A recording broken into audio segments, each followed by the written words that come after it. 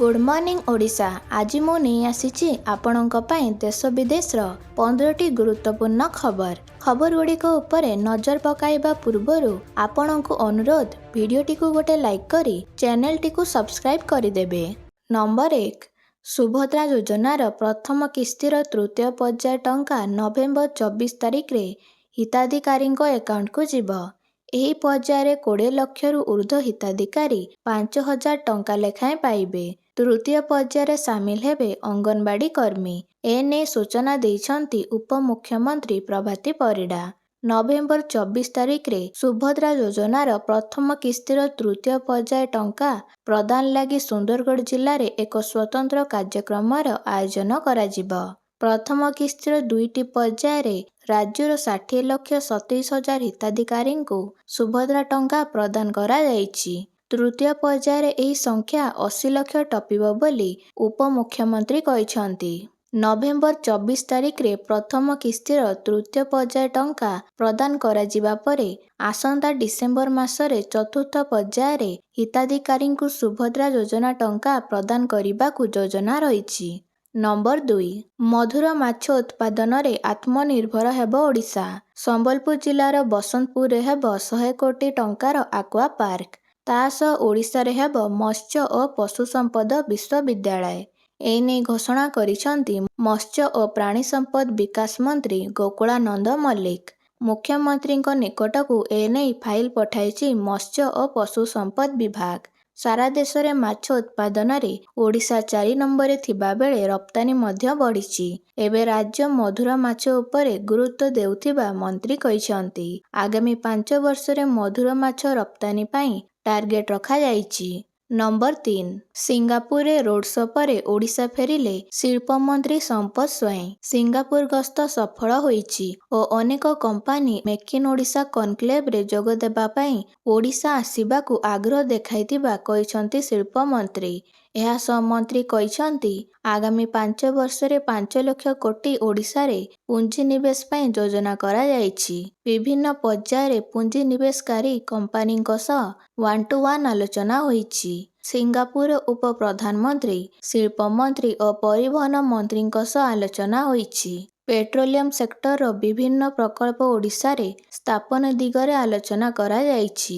Textile container manufacturing renewable energy green ଏମୋନିଆର ଶିଳ୍ପପତିଙ୍କ ସହ ଆଲୋଚନା ହୋଇଛି। ଓଡ଼ିଶାର ଭିତ୍ତିଭୂମି ନେଇ ସେମାନଙ୍କୁ ଅବଗତ କରିବା ସହ ସବୁ ସହାୟତା ଯୋଗାଇ ଦେବାକୁ କୁହାଯାଇଛି।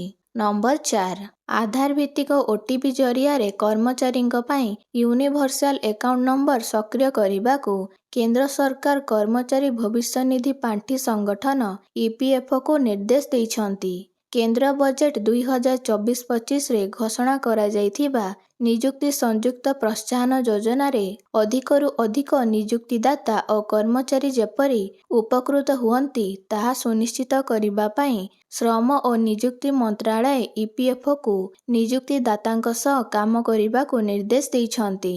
ମନ୍ତ୍ରାଳୟ କହିଛି ଯେ ପ୍ରଥମ ପର୍ଯ୍ୟାୟରେ ନିଯୁକ୍ତିଦାତାମାନେ ଚଳିତ ଆର୍ଥିକ ବର୍ଷରେ ଯୋଗ ଦେଉଥିବା ସମସ୍ତ କର୍ମଚାରୀଙ୍କ ପାଇଁ ଆଧାର ଆଧାରିତ ଓଟିପି ମାଧ୍ୟମରେ ୟୁଏଏନ୍ ସକ୍ରିୟକରଣ ପ୍ରକ୍ରିୟା ଚଳିତ ମାସ 30 ତାରିଖ ସୁଦ୍ଧା ଶେଷ କରିବାକୁ ପଡ଼ିବ। ନମ୍ବର 5 ଧର୍ମଶାଳା ବିଧାୟକ ହିମାଂଶୁ ଶେଖର ସାହୁଙ୍କୁ ଆକ୍ରମଣ ଘଟଣାରେ ଯାଜପୁର ପୋଲିସ 10 ଜଣ ଅଭିଯୁକ୍ତଙ୍କୁ ଗିରଫ କରିଛି। ପୋଲିସ 10 ଜଣ ଅଭିଯୁକ୍ତଙ୍କୁ ଗିରଫ କରି କୋର୍ଟ ଚାଲାଣ କରିଛି। ଅଭିଯୁକ୍ତମାନଙ୍କର ଦାନଗଦି ଡାକ୍ତରଖାନାରେ ସ୍ୱାସ୍ଥ୍ୟ ପରୀକ୍ଷା କରାଯାଇଥିଲା। ସେମାନଙ୍କୁ ଯାଜପୁର ଏସଡିଜେଏମ୍ କୋର୍ଟରେ ହାଜର କରାଯାଇଛି। କୋର୍ଟ ସେମାନଙ୍କ ଜାମିନ ଆବେଦନକୁ ଖାରଜ କରିଛନ୍ତି, ଯେଉଁଥିପାଇଁ ସେମାନଙ୍କୁ କୋର୍ଟ ଚାଲାଣ କରାଯାଇଛି। ତେବେ ଅନ୍ୟ ଅଭିଯୁକ୍ତଙ୍କୁ ଗିରଫ କରିବା ପାଇଁ ପୋଲିସ ବିଭିନ୍ନ ସ୍ଥାନରେ ଚଢ଼ାଉ ଜାରି ରଖିଛି। ନମ୍ବର 6 ଦିନକୁ ଦିନ ଦେଶରେ ବଢ଼ି ଚାଲିଛି ଡିଜିଟାଲ ଆରେଷ୍ଟ ଓ ସାଇବର ଠକେଇ ମାମଲା। ଲୋକଙ୍କୁ ଫସାଇ ପୁଳା ପୁଳା ଟଙ୍କା ଲୁଟି ନେଉଛନ୍ତି ଦୁର୍ବୃତ୍ତ। ଖାଲି କରିଦେଉଛନ୍ତି ଆକାଉଣ୍ଟ। ତେବେ ଏହା ଉପରେ ଏବେ ଲାଗିବ ବ୍ରେକ୍। ଡିଜିଟାଲ ଆରେଷ୍ଟ ଓ ସାଇବର ଠକେଇ ମାମଲାରେ ବଡ଼ ଆକ୍ସନ ନେଇଛି କେନ୍ଦ୍ର ଗୃହ ମନ୍ତ୍ରାଳୟ। କେନ୍ଦ୍ର ଗୃହ ମନ୍ତ୍ରାଳୟ 17,000 ହ୍ୱାଟ୍ସଆପ୍ ଆକାଉଣ୍ଟକୁ ବ୍ଲକ୍ କରିଦେଇଛି। ଏହି ସନ୍ଦିଗ୍ଧ ଆକାଉଣ୍ଟଗୁଡ଼ିକର ଲିଙ୍କ ଡିଜିଟାଲ ଆରେଷ୍ଟ ଏବଂ ସାଇବର ଠକେଇ ମାମଲା ସହିତ ଜଡ଼ିତ ଥିଲା ବୋଲି କୁହାଯାଉଛି। କେନ୍ଦ୍ର ଗୃହ ମନ୍ତ୍ରାଳୟ ଦ୍ୱାରା ଏହି ପ୍ରସଙ୍ଗରେ ଏକ ଉଚ୍ଚସ୍ତରୀୟ କମିଟି ଗଠନ କରାଯାଇଛି। ଏଥିସହ ଗୃହ ମନ୍ତ୍ରାଳୟର ଆଭ୍ୟନ୍ତରୀଣ ସୁରକ୍ଷା ସଚିବ ଏହି କମିଟି ଉପରେ ନଜର ରଖିଛନ୍ତି। ଗୃହ ମନ୍ତ୍ରାଳୟର ସାଇବର ୱିଙ୍ଗ 709ଟି ମୋବାଇଲ ଆପ୍କୁ ମଧ୍ୟ ବ୍ଲକ୍ କରିଦେଇଛି। ନମ୍ବର 7, ଦିଲ୍ଲୀ ବିଧାନସଭା ନିର୍ବାଚନ ପାଇଁ ଆମ୍ ଆଦମୀ ପାର୍ଟି ତାର ପ୍ରଥମ ପ୍ରାର୍ଥୀ ତାଲିକା ଘୋଷଣା କରିଛି।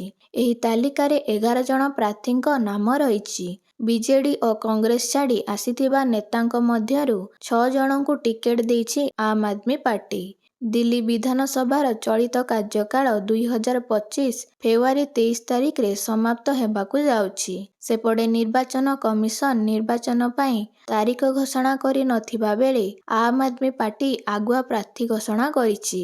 ଗତ ବିଧାନସଭା ନିର୍ବାଚନ ଫେବୃଆରୀ 2020ରେ ହୋଇଥିଲା। ଏହି ନିର୍ବାଚନରେ ଆମ୍ ଆଦମୀ ପାର୍ଟି ଏକାକୀ ସଂଖ୍ୟା ଗରିଷ୍ଠତା ହାସଲ କରିଥିଲା। ନମ୍ବର 8, ଜାତୀୟ ତଦନ୍ତକାରୀ ସଂସ୍ଥା NIA ଆତଙ୍କବାଦୀ ଅନୁପ୍ରବେଶ ମାମଲାରେ ରିୟାସି, ଡୋଡୋ, ଉଧମପୁର, ରାମବନ ଏବଂ କିସ୍ତୱାଡ଼ର ଅନେକ ସ୍ଥାନରେ ଚଢ଼ାଉ କରିଛି। 8ଟି ସ୍ଥାନରେ ଚଢ଼ାଉ ଜାରି ରଖିଛି ନିଆଁ।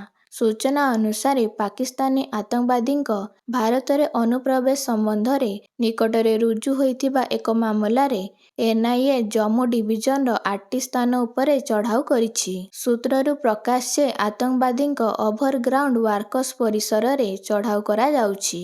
ନମ୍ବର 9, ଭ୍ଲାଦିମିର ପୁତିନ ଆଣବିକ ଅସ୍ତ୍ର ବ୍ୟବହାର କରିବା ନିୟମ ପରିବର୍ତ୍ତନ କରିବାର ଗୋଟିଏ ଦିନ ପରେ ରୁଷିଆ ୟୁକ୍ରେନ ଉପରେ ଇଣ୍ଟରକଣ୍ଟିନେଣ୍ଟାଲ ବାଲାଷ୍ଟିକ୍ ମିସାଇଲ କିମ୍ବା ICBM ମାଡ଼ କରିଛି।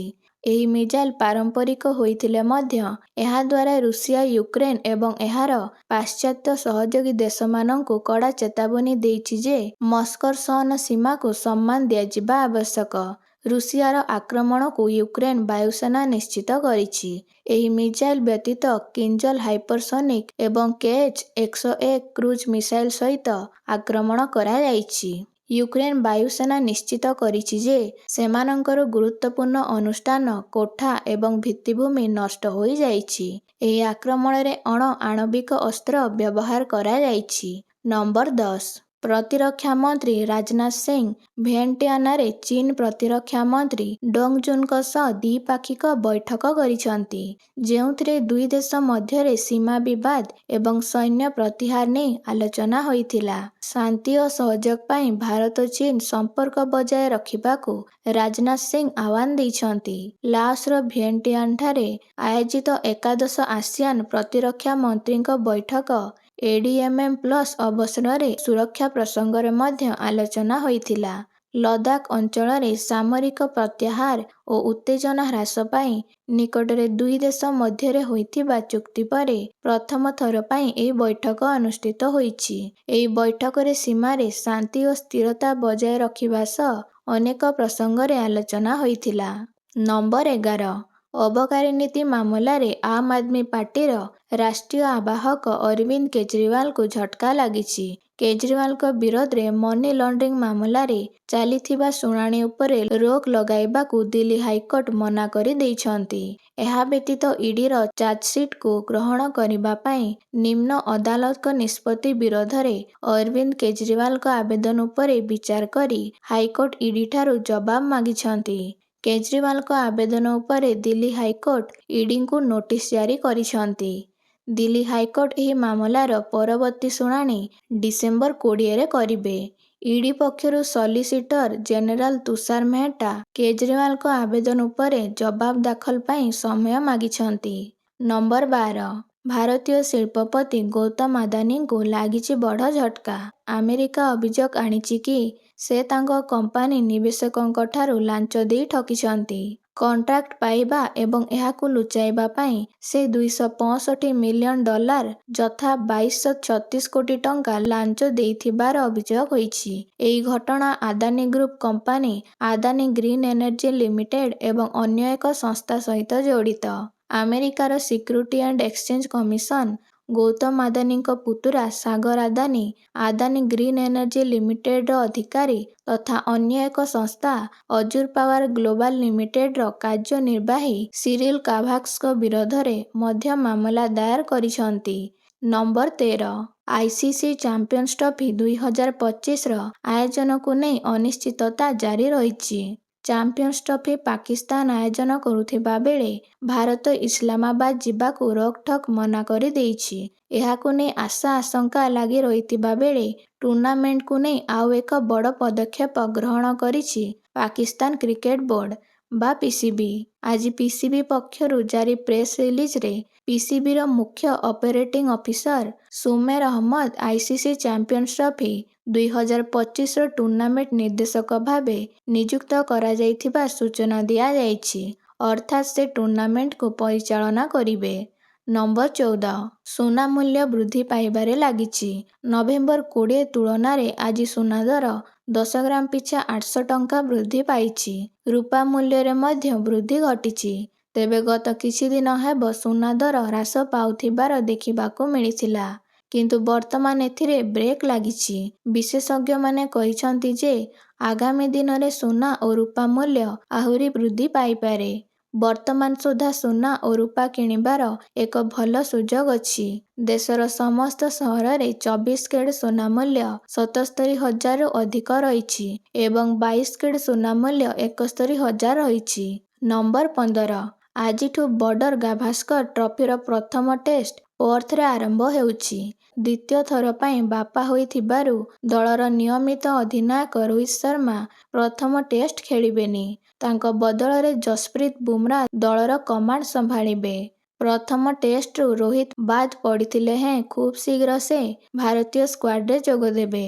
ପ୍ରଥମ ଟେଷ୍ଟର ତୃତୀୟ ଦିନରେ ସେ ପର୍ଥରେ ପହଞ୍ଚିବା ସହ ଭାରତୀୟ ସ୍କ୍ୱାଡରେ ସାମିଲ ହେବେ ବୋଲି ରିପୋର୍ଟ ପ୍ରକାଶ ପାଇଛି।